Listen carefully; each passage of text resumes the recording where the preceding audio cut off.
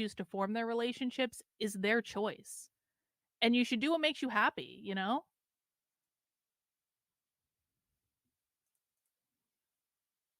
To take over.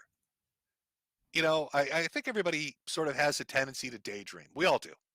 We like to think about scenarios and situations where we've been on the receiving end of shit we didn't like. Part of life is eating shit and smiling. We've had encounters with people or put in situations we didn't like. And we have those fantasies, that daydream of revenge.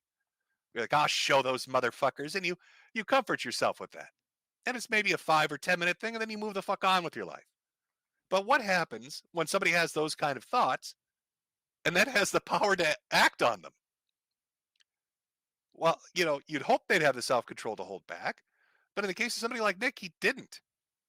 Once he had access to money and a little bit of fame, once it got a little bit easier, once he got a little bit of what he wanted, those daydreams became a reality. I'll drink when I want, I'll do drugs when I want, I'll fuck when I want, I'll say what I want, I'll do what I want. Fuck my responsibilities, fuck my lifestyle, fuck that idyllic dream that most people would really strive for, that they would want. Now, I'm not going to have this stream be a casting stones at people's stream. I've seen people say, well, his friends should have intervened, or or the opposite of that, and putting blame on somebody. Oh, it's those fucking Kiwi farmers. They pushed him to the edge. They did push him. No, I'm going to clearly state right now before we get into this. I also think, like, I'm not gonna say that I think Nick's friends should have intervened because I think Nick's friends tried to intervene, and it doesn't seem like and Nick didn't want the help. But that also doesn't mean that Kiwi Farms didn't contribute to this. I'm sorry. Again, it's like, could Nick have already been using drugs and alcohol? Yeah, sure, fine.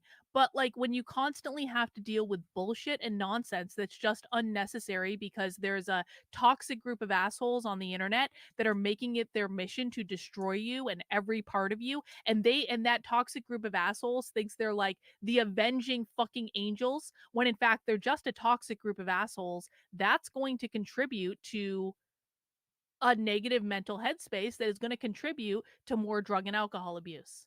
Now, it's not one thing that leads someone to doing what Nick Rekieta did. It's not one thing that leads people to getting, to having 26 grams of coke in their house. But it's a combination of all of those things. And if people don't think that Kiwi Farms contributed to this, when multiple people have said that Nick was spending time, like way too much time reading his threads, which he shouldn't have done, which was his responsibility, but you have to put responsibility on both sides. If you're spending all day on a website trying to destroy someone, that like you have to take responsibility for what you are doing and how your actions are impacting other people. Nick Rekieta is an alcoholic and more than likely a drug addict. And nobody, be it his friends intervening or other people casting stones at him and talking shit, are responsible for that. That is Nick Rekieta's fault. And nobody can fix Nick Rekieta but Nick Rekieta. An alcoholic, a drug addict is not going to fix themselves, get better or get worse based on outside factors. I'm stopping the video so I can actually hear myself talk and so I don't miss anything that's of importance. But I do appreciate that. I'm just saying that I'm stopping the video because I want to hear myself think. That's their own shit, their own demons.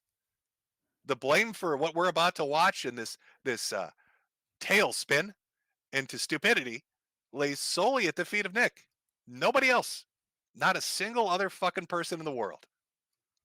It's not his friends for not intervening, and it's not Kiwi Farms for calling him a retard. We're talking about ceiling cats or Joshua Moon talking about shower calls. That's too easy of an out. So we're going to watch A Descent into Madness, and I apologize. I know we wanted to talk about pepperonis,